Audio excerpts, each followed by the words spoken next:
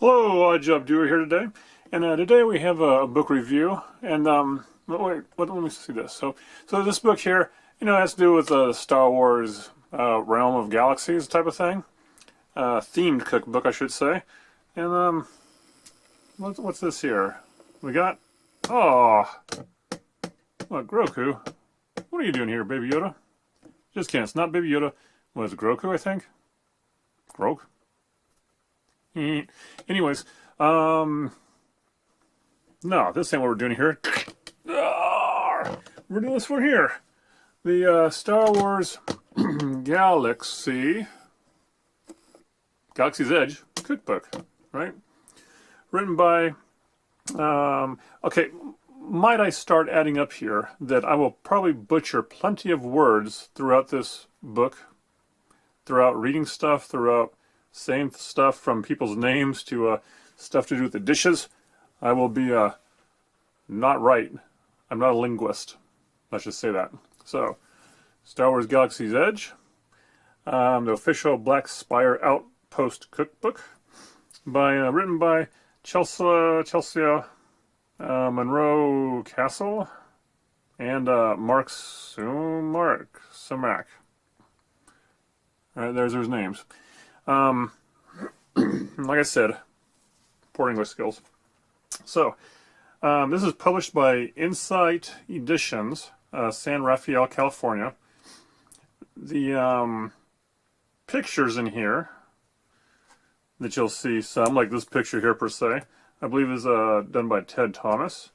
Artwork, which is not per se that.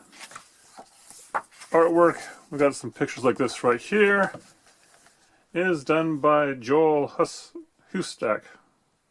And they have, for food and prop, so I'm assuming the people that set up this scene here to take the pictures, Elena P. Craig and Wesley Anderson. Alright, so that's enough name dropping there. This book here is 176 pages. Published November 5th, 2019, so it's not too old, and you can still find it. Brand new, this book was a 35 buckaroonies in the U.S. market, and now you can find it some places for around 25 bucks, more or less, depending on where you're shopping at.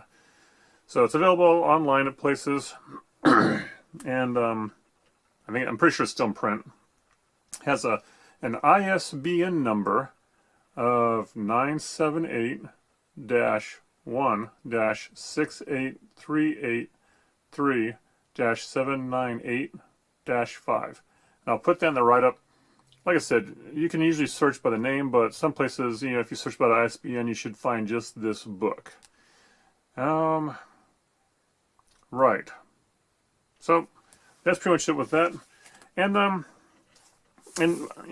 going through the book here, you got the opening here, you got some nice pictures there, and you got the context here. And this is not too bad. It talks about an introduction, talks about the Black Spire Outpost, the docking bay 7 cargo and food place, different places you can find inside the Black Spire, if anyone has made the trip there themselves. Has a little write-up on them.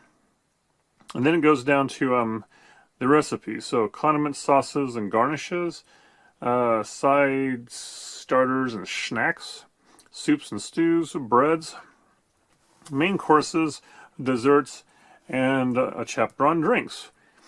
And so, being this is on drinks, some drinks I believe are straight up for adults, people over 21 per se. Other drinks, though, I think are for anyone. The food pretty much is for anyone. But, there's some easier recipes and some harder recipes. They also have a spot here for dietary considerations. And so, let's see, 171. I'll flip it back to here. 171. So, it goes through and it lists the recipes in the book and tells you if they are vegetarian, vegan, or considered gluten-free. So for people that have different kind of dietary considerations. You know, this book has a spot for that. Let's see, they talk about the authors back there. They have some acknowledgments, measurement charts, page 175. If you don't have this handy in your kitchen somewhere, you know, they have it in the back of the book. 175, talk about your conversions from volumes of US to metric, and temperatures from Fahrenheit to Celsius, and weights from US to metric. So that's kind of handy, depending on where you might be located or live or used to cooking with. Let's see. One thing that they didn't have back here is a real index. I don't see a real index back here. You know, it goes from the last drink recipe into those few pages I just showed. It's not having an index. Now, the front of the book kind of has that under your contents. Like if you want to do a Pit Master's Choice, it tells you what page it's on. And it's also under a snack or a starter.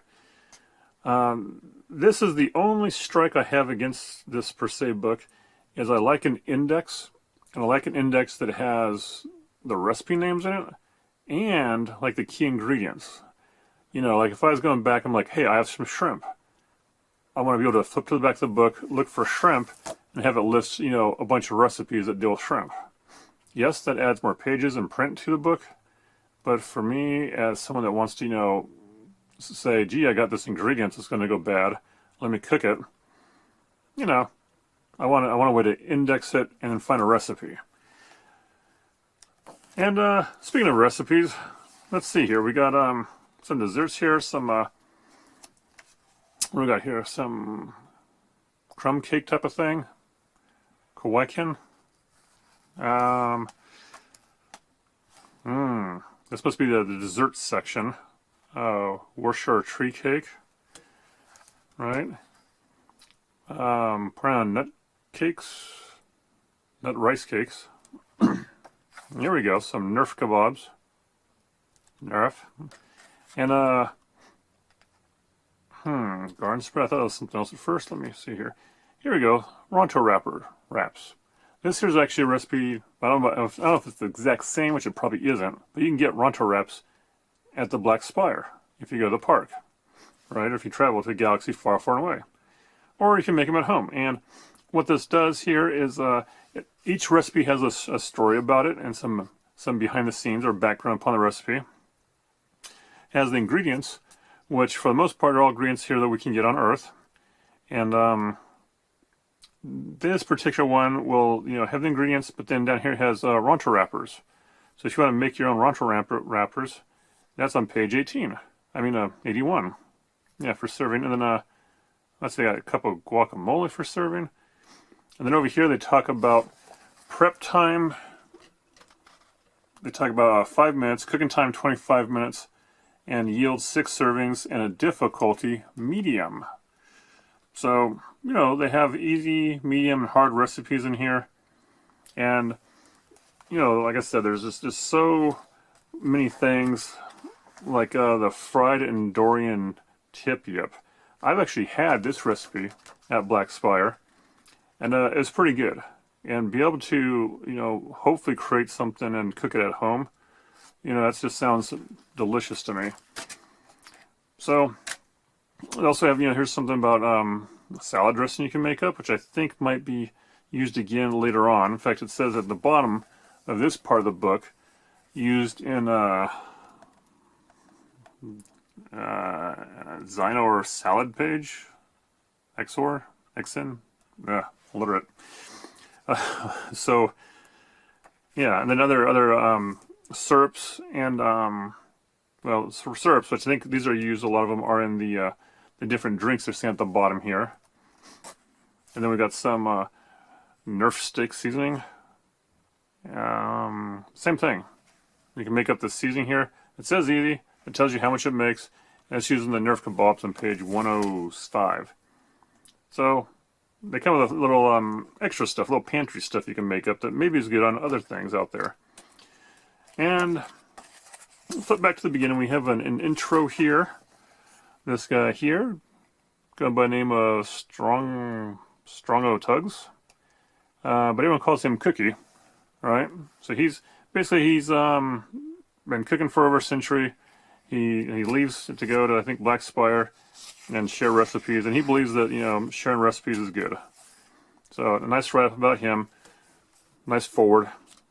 Then you get to the Black Spire Outpost stuff. Like I said, the artwork here, Joel Hustak. Some background reading about the area there if you've never been. Some nice little concepts, pictures of how it kind of looks there. Docking Bay 7, food and cargo. Transportation. Then we got the Black Spire cuisine. So you have the Ronto roasters, Olga's Cantina, the milk stand. They talk about the milk stand. I did not see, by just kind of willy-nilly and flipping through here, a recipe for the milks. But you know what? There's ways to find tons of recipes out there if you're looking. Cat Sky's kettle. You know, make the kettle corns and whatnot. And condiment sauces and garnish. So, I'm going to cook a recipe from this cookbook today, or at least try to prepare it. And one of the reasons is because this is the last of my cream cheese I have. I think I had like 3 pounds or something like that, or 6 pounds of cream cheese in a brick. And I'm down to 1 pound. So I'm going to use my 1 pound of cream cheese to do a recipe on page 37. The Zoochberry Surprise. Zoochberry Surprise there, see? Zoochberry? I'm pretty sure it's Zoochberry. Anyway, surprise. It's not berries. And so here it kind of looks like it here. And so what we'll need for this here is, oh, and by the way, prep minute, it's saying here is only 15 minutes. Cooking time, 15 minutes. Chilling time, 2 hours. Yields, servings vary. Because I don't know if it's because you cut it differently or just the size, but we'll get into it. And difficulty, hard. I'm picking a hard recipe from this cookbook because I'm hardcore like that. Oh, no, I'm picking it because I had cream cheese and some other stuff. So the crust, which you can see down here in the page, one of the things I kind of do like about this book is it does show a representation of what it should kind of look like. I mean, am I going to get this exact look? No. Hopefully the exact taste? Maybe. But back to ingredients. So I need a 1.5 cups of chocolate graham cracker crumbs, which I just happen to have that lurking around the fridge, hopefully. 2 tablespoons of brown sugar, and then 1/2 cup, looks like 1 stick of butter melted. Now this is cool because also for your ingredients and putting stuff together, that's just for the crust. Now, for the sauce, I need 10 ounces of mixed berries. It talks up here about how hard zoochberries are hard to find, and so we're going to use here, they have mixed berries such as blueberries, strawberries, raspberries, plus more for garnishing. What I have, that I'll go over later, is actually frozen berries, and this should be fine for frozen berries. I'm not big on garnishing, so I'm not going to have this, which this looks like a silverized blueberry here, and a I think a boysenberry maybe? But the sauce that I have, well, it should have raspberries, blueberries, boysenberries, I think, and strawberries all mixed in the sauce. So the taste is going to be close to what they have here. I almost went with blackberries and cherry, just those two. And yeah, cherry is not cherry berry. But, you know, cherries would probably cook down and be just fine for this sauce too. And with blackberries, I think that's a classic taste out there somewhere. But another day. So back to the sauce ingredients. 10 ounces of your random berries. 1/4 cup of granulated sugar. A teaspoon of lemon juice. A tablespoon of balsamic vinegar. And looks like 1/2 teaspoon of ground ginger. I believe I got the rest of that stuff. Now the filling is going to be a cup of heavy cream, or heavy whipping cream you might see in the stores. This is not half and half, this is actually heavy cream. A pound of cream cheese softened, got it, and that's what I'm using this recipe for. And then 1/2 cup of powdered sugar, a dash of vanilla extract, I might put a little bit more than a dash. And then what do we got here? 1/2 teaspoon of lemon juice again. So there's lemon juice here, lemon juice over here, but they give you the amount for what part of the recipe you're going for. So this starts by getting an 8-inch square baking pan with aluminum foil, leaving enough overhang to pull it out. Now, I don't mind aluminum foil, although I think aluminum by itself has a weird chemical properties to it. And so what I'm going to actually do is probably line mine with parchment paper. I love that stuff. So let me go to the kitchen and get some stuff set up, and we'll get back to the Zoochberry surprise. Alright, so we're in the kitchen now, and as you can see as I back this out, we've got the Zoochberries. Yeah, if you look at them closely, you'll be like, those aren't Zoochberries, that's just strawberry, raspberry, I think blackberries and blueberries. Well, that's the secret to this recipe. Since Zoochberries are so hard to find, you use a mixture of other berries. And you know what? This is not optional, but you can do optional different berries, like I said earlier. What we got here is right around 10 ounces measured of previously frozen berries that I kind of did a quick rinse, and I picked through to make sure there's nothing bad in there. Even though, you know, I have trust issues in case you didn't know, and I don't trust it when they say that things have been pre-washed. I always look through it, I kind of re-wash it again, and I go from there. So, what we'll do is in a saucepan, pot, what have you, I'm going to put said berries in there, all 10 ounces of them. Just load them in like so, clunk. Then we add to this a little bit of heat right now, get things going. And even though this is not the first step in the recipe, I'm starting it first because it needs to heat up and then cool down. We'll get to that later. So the sauce also has a 1/4 cup of granulated sugar. Find me my 1/4 cup here. And then get that put in.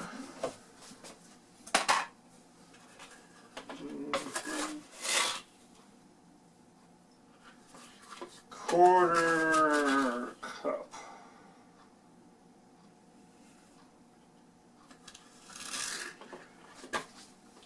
Righto. 1/4 cup granulated sugar. Check. Then, when you get some liquid in there, 1 teaspoon of lemon juice and 1 tablespoon of balsamic vinegar. So I'm going to go ahead and do a tablespoon of balsamic vinegar. That's kind of interesting. Balsamic vinegar, you know, can be savory, can be sweet stuff, but, whoops. Right, like so. And then we'll get our teaspoon of lemon juice. Like vinegar's on my hand. Aged to perfection, mind you.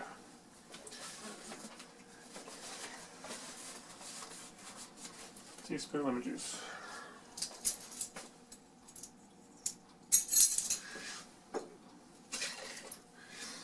Mind you, I also have had my cream cheese out at room temperature for the recipe, so that's kind of staying at warm temperature, room temperature, whatever. And teaspoon of lemon juice. Right. And last but not least, to this mixture goes some ground ginger in the form of 1/2 teaspoon of ground ginger. Make sure I got the right spoon here. Usually I do, you know, when I do a recipe, I try to put the ingredients out, you know, in place per se, mise en place, there. Ginger in. But in this case, I'm not, I'm winging it. I'm kind of getting, the ingredients are out, I'm just kind of, you know, getting them in the pot, doing whatever, whenever. So, that there is good to go. I'm going to turn it up a little bit and give it some stir here. Kind of get it incorporated here. And I'm going to keep it under a medium heat right now. No, medium-low heat per se. To just start getting this fruit to kind of start sweating out its juices. One of the key things with using a frozen fruit is I've probably heard about this before. When they freeze fruit, ice crystals form and like perforate all the cells and stuff like that. So if I were to want, like, maybe a tossed salad or maybe something more fresh looking, you need fresh fruit. Like, for instance, as far as to garnish these bars, this recipe after I'm done, which I usually don't care about garnishing, I'd want something fresh probably, because once these kind of thaw out, they're already getting kind of juicy. So, I don't have to worry about that. Now over here, while that's kind of doing its thing, we got an 8x8 dish here. I think it's Pyrex or something like that. I don't know. And like I said, lined it with some parchment paper there. You can use tinfoil if you want, but I just like this, so I think it works better. Even though at the beginning it's hard because you need something to kind of weigh it down. Weigh it down a little bit. In fact, while our berries are doing its thing, over here I'll start on the next part, the crust. So it takes half a cup of butter, melted, which is usually one common stick. But you want to read the stick to make sure it's says half a cup over here on this thing, and I'll trust it. Why not? So I'm just going to go ahead and get this butter under wrapped. And yes, you can put it in the microwave, to melt it, or there's other things out there, but microwave sometimes make a mess. So in you go there, little butter pan. Turn you on number 2 here, some low heat, and I'm going to get that going. Yeah, just like that. So do a little cleanup, a little melt, a little bit over here. Nope, not there. A little bit here. We'll get stuff done, and alright, butter is melted, and nice and usable there. Actually, turn off the heat a little bit, so it's going to sit there and hopefully just be liquid form. Next we have is we need brown sugar for this crust, and 2 tablespoons of brown sugar. Now, if you keep your brown sugar in the fridge like you normally do, it might be like this here, a bit of a brown sugar rock. And it's okay to put this in the microwave for a few minutes, not minutes, a few seconds at a time, to warm it up and make it movable again. Now, back in our other pot that I kind of covered to keep the juices in, we've got our zucchini berry mixture, right? And I'm going to give it a stir, and it's okay, in fact it's pleasurable to mash these berries down. Just break them up as much as you can. You want to get that surface area ratio, so muddle them, smash them, and it basically says you cook this down for the 15 minutes. I am doing a slower one, but I'm still going to check back this. And what I am doing is keeping a lid on it to make sure I keep the moisture in. And I might finish it off a little bit harder, but if anyone's seen my cranberry sauce recipe I made from somewhere else, that's what we're doing with this basically. Sure, different ingredients, but I think that one had more sugar in it. But this is going to be, like I said, more of a sauce, hopefully, at the end. Right, muddle that. Now, let's talk part of this chocolate graham cracker crust. It calls for 1.5 cups of chocolate graham crackers, right? So here it is, right? That's not how you measure it. So I want to measure this after I pulverize this stuff down. Now, pulverizing, you can use a plastic bag and maybe a rolling pin, right, to kind of roll over it, or something to crush inside the plastic bag down. You can use a mortar and pestle, if you have something like that, Usually it's a rock-type bowl with something, a pestle that you crush into it. What I'll be using is a food processor from a long time ago. Right? So Old Beautiful here. You gotta be careful. I mean, this lifts off, it twists, lifts off. Inside you have the blade. When new, these are extremely sharp. So that's in there. I'm going to go ahead and put this, generically have, you know, this cup of graham cracker in there. And I'm going to add some more to it. I don't know for sure how much it needs to make that magical cup and a half. So I'm going to do at least a couple more. Now this here is the foundation of this recipe. This is what it all sits on. And it's going to be like basically the concrete.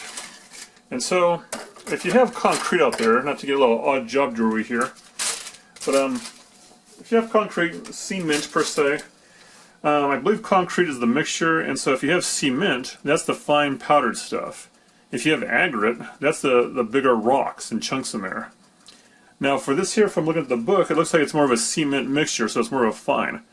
If you crush it in the bag, or maybe more than pistol, that's going to give you, you know, some bigger chunks in there, probably depending on how long you spend crushing it. This right here should pulverize it down pretty good, as long as it still works. So let me see here. Turn this on. Safety switch, and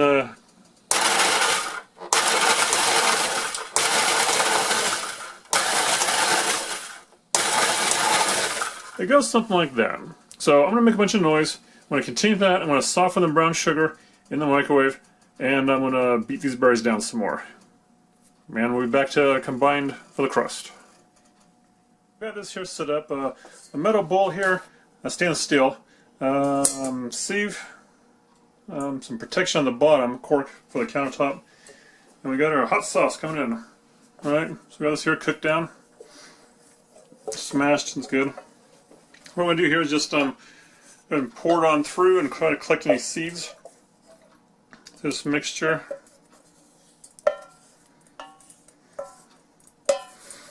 Try to get, you know, all this sauce that we can in through the sieve, per se.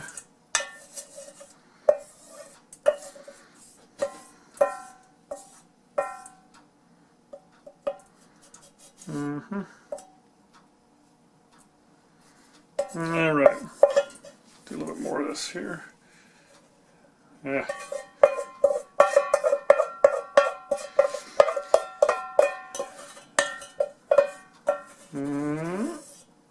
Alright. Then, we have in here, I'm just going to go like this. Not really trying to push it through, but we're kind of straining it through. Get the juices, keep the pulp inside.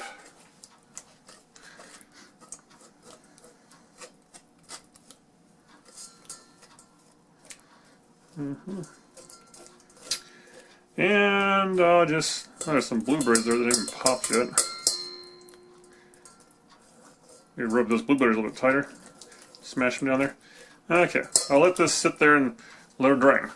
Then back over yonder here, we got our little concoction here. This here is 2 tablespoons of brown sugar, packed. You can pack them down.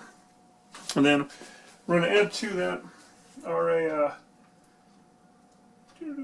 1.5 cups of chocolate graham cracker crumbles. So, let's get this thing apart.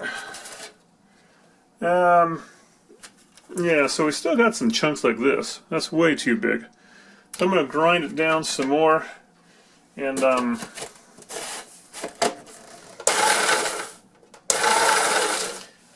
grind down some more than enough here. About measurements, all those crackers maybe this much of pulverized graham cracker, and that's almost a full package, I think. I got one more cracker in here, but I know it's not going to give me this much and a half. So I got some other little sugar cookie here. Don't tell anyone, it's going to be there a surprise. So a little sugar cookie I'll be throwing in there, just to help with this crust. I don't want to name anything, but maybe this right here might you know, make people know what I'm doing here. So I'm going to go ahead and toss a few of them into the bray. And we'll be back to grinding away here. Get in there. There we go.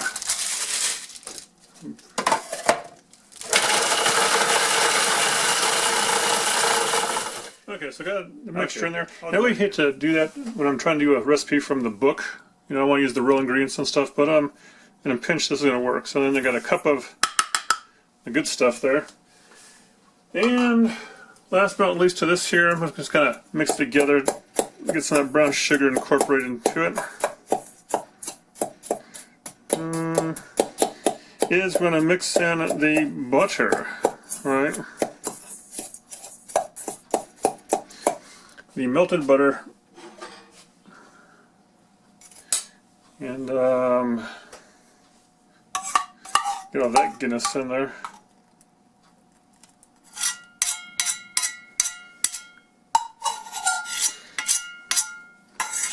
Then I'm going to stir this, make sure it's all moistened and good,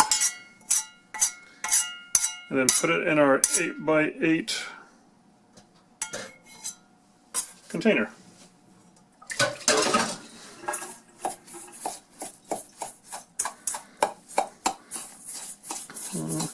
Quick little mix up here, get all incorporated together. Don't want any dry pieces per se.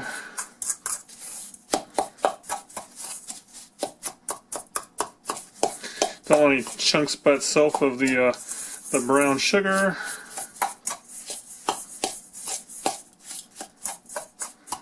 And that's probably good for the mixing, I think. Making some dirt. Pretty dark in there. Yeah. Okay, so. Alright, set this aside and get our container back.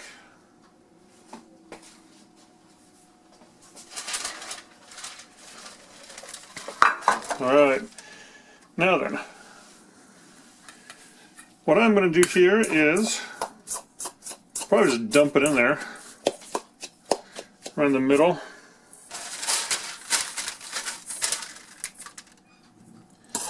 And then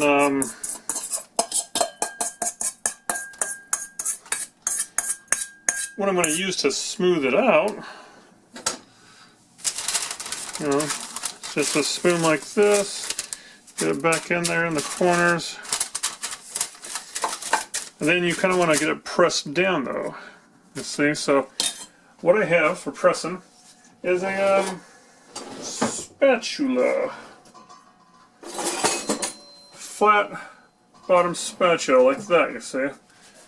So I can just take it and you know, press it down like this. Make sure I get it to the corners and the sides.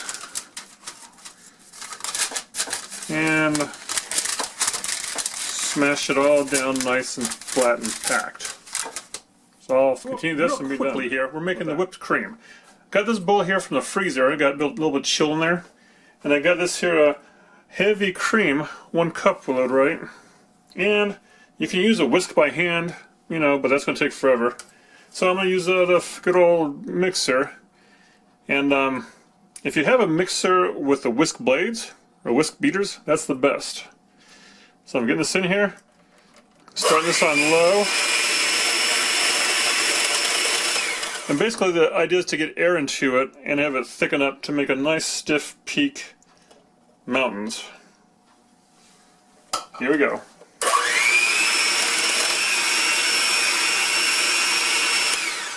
This will take time. You got it like this here, you got it whipped up like that. You pull it out, and it has, you know, like peaks like this that stand up, don't like fall over too much. That's your hard peaks. If they go over limp, then that is a soft peak. But these here are pretty good.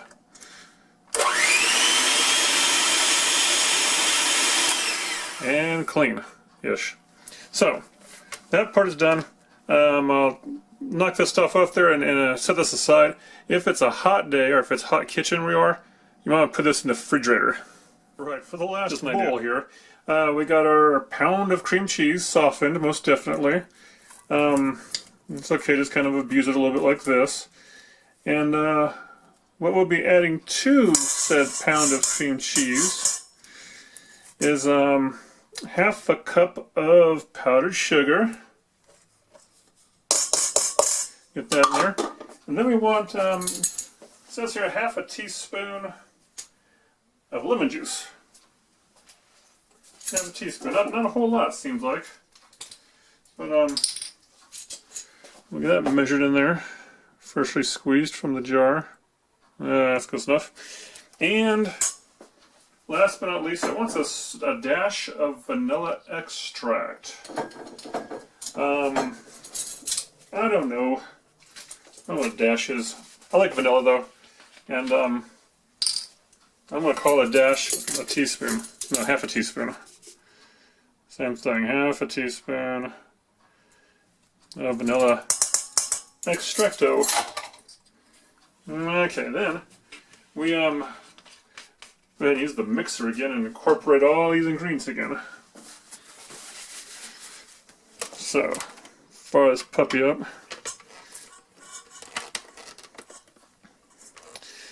And try to slowly start it and go to town.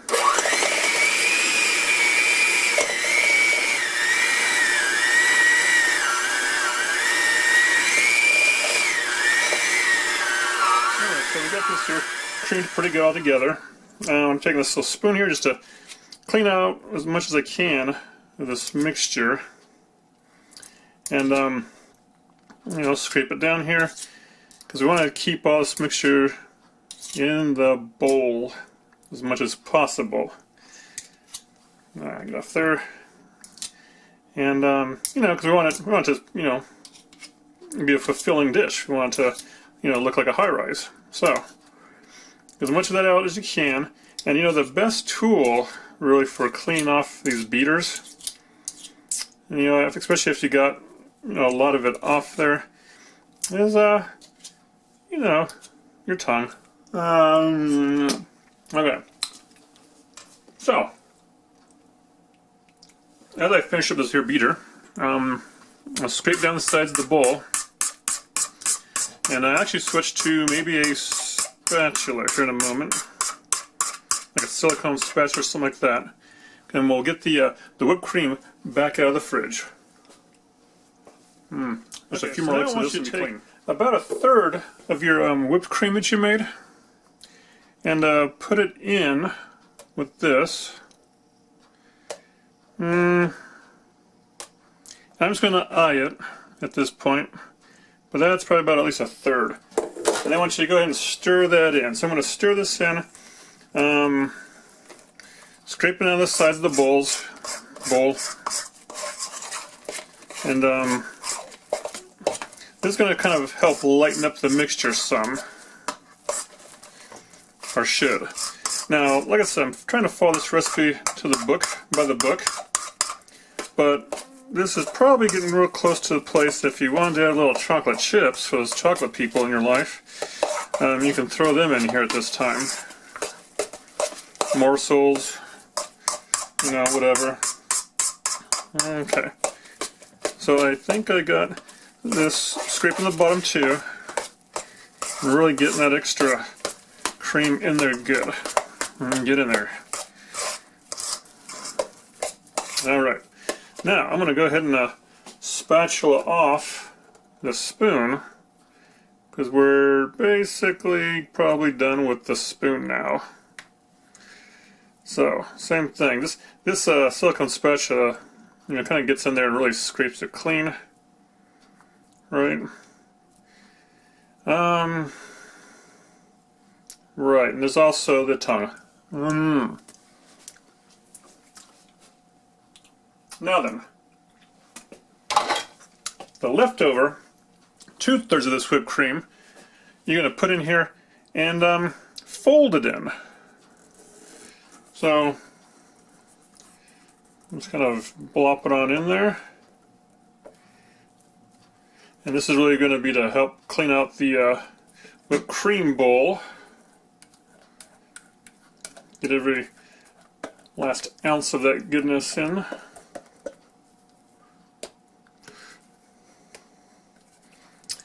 And if you just wanted like a, if you want to make like a, I don't know, a pie topping per se, you can take your heavy whipping cream, add some powdered sugar to it before you blend it up, and that should make a nice little sweet whipped cream. This here's not really sweet whipped cream that we have here. This is just whipped cream. Alright. Five hours later.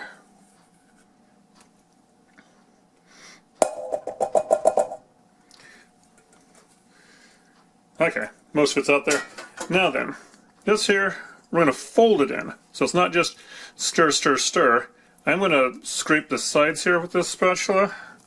Make sure we get that in there.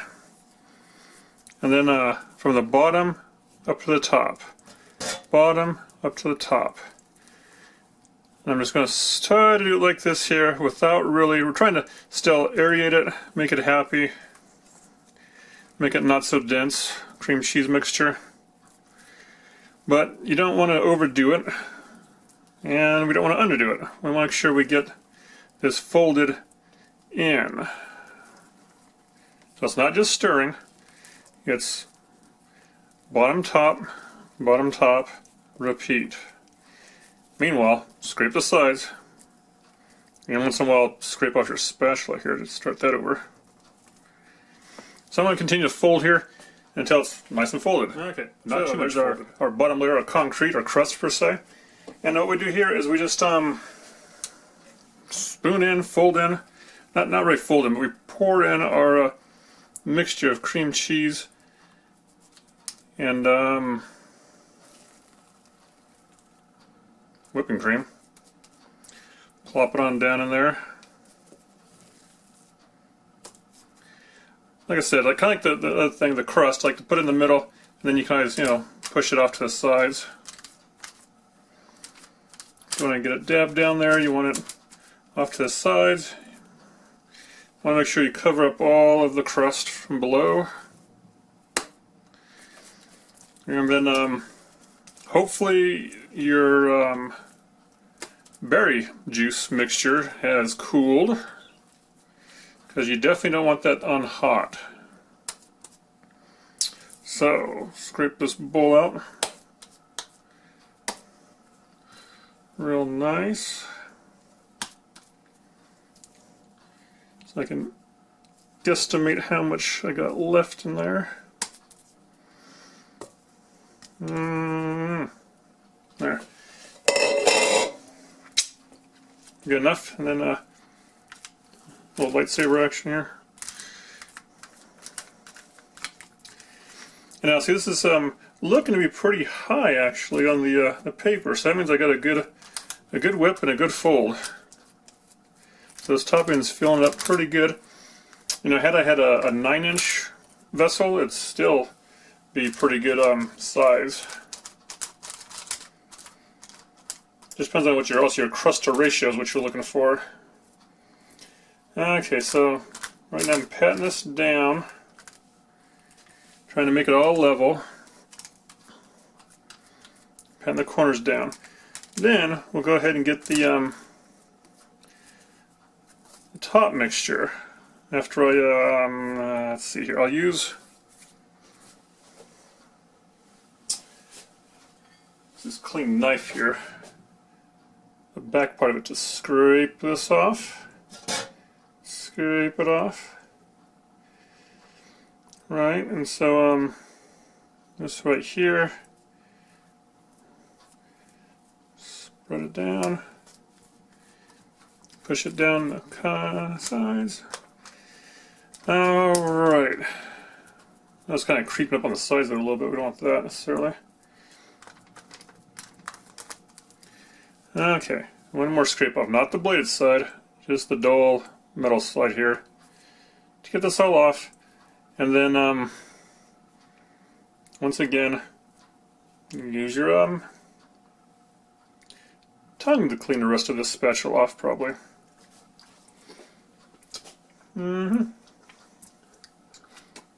And I'll wash it too. Now then, we have the zooch berries here.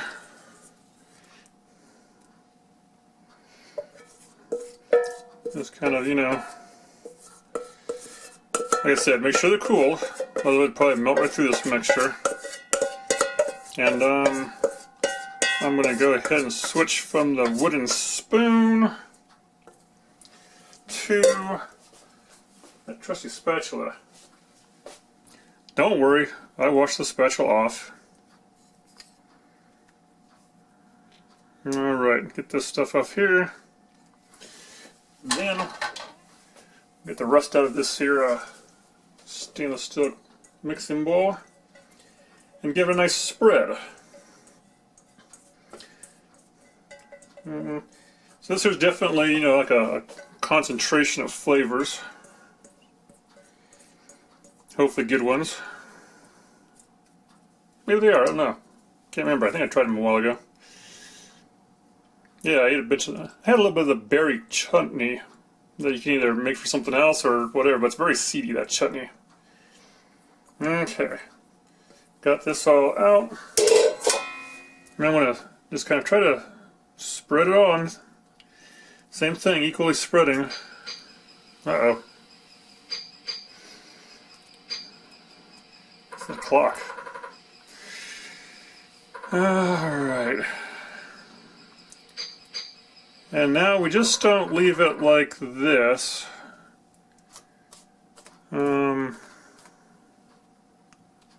I just lightly dab some of this on the top of it, like on, if it's a high-rise, kind of dab some on there. But what we do next is artistic, from what it says in the book there. Oops. Right as you take a skewer, if you have a, I guess we're saying bamboo skewer, not a popsicle stick that's clean, maybe not that, but something round and thin. So I got me a toothpick, Yeah, a toothpick. And I'll get this off of here. And I don't know how deep they want you to put this in. Maybe not too deep at all. But they say basically you run in there and you just make some little designs. In theory, this is letting the berry mix down without over mixing, maybe. Because I'm not really seeing too much designage. Maybe I did need something a little bit thicker. But you know, I'm going to do this here. I'm going to whip it up a little bit harder. Get it going. Making sure I don't get to the bottom of this. And I'm going to switch back to my trusty spatula, I think. But I already could tell that, you know, from the top of it, it's not looking like it's in the picture, which it really does.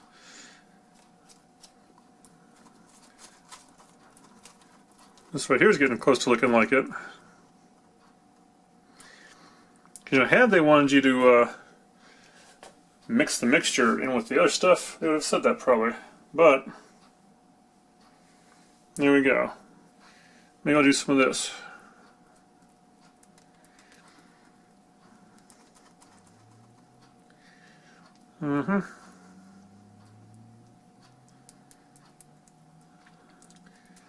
And after I've stabbed it a few times with this here, you know, I'm just mixing the top layer.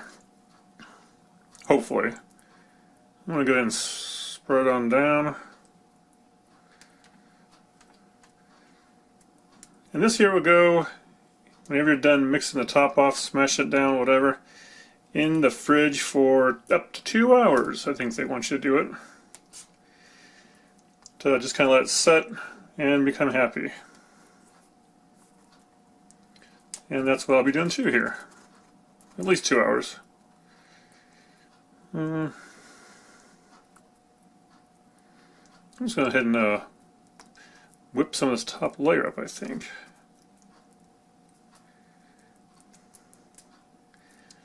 I don't want to, I mean, it's fine to have a, you know, a darkened layer, sure, but It's so much different from on TV.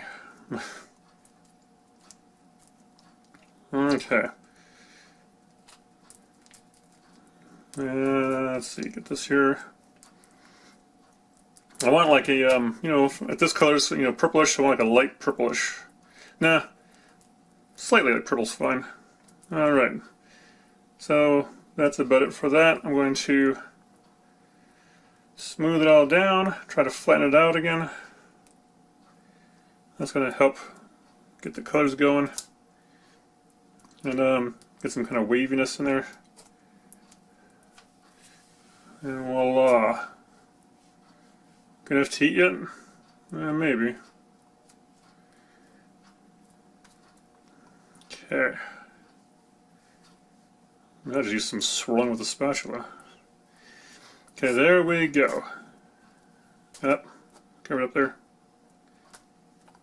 Alright, so. Don't want to give it away, but that's it's pretty tasty. So in the fridge, 2 hours.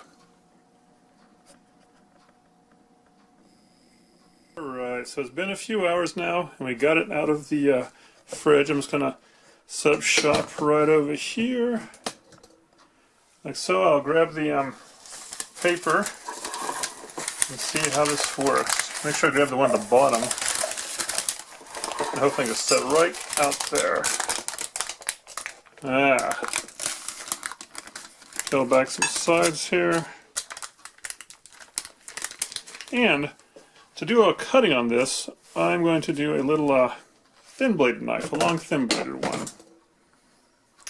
So I'll do a bit like this per se. Just straight down. I think, yep, a little chunk with the crust. And a little bit over here. Alright. Now let's go ahead and scoop up the slice and put it in a little container. I'm going to take that away.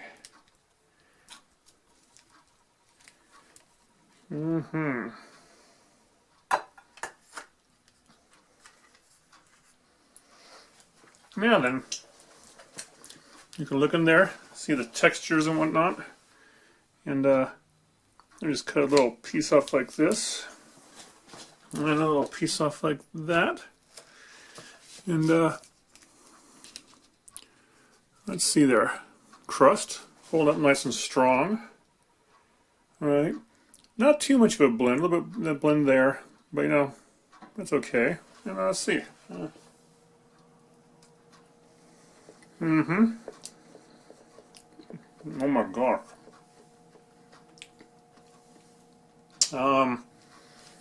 Yeah, so this bottom crust here, where's my pointer at? Boink, is staying pretty good, nice solid. Nice light creamy top, and a wonderful kind of tart, you know, strong flavored topping. Of the zookberry.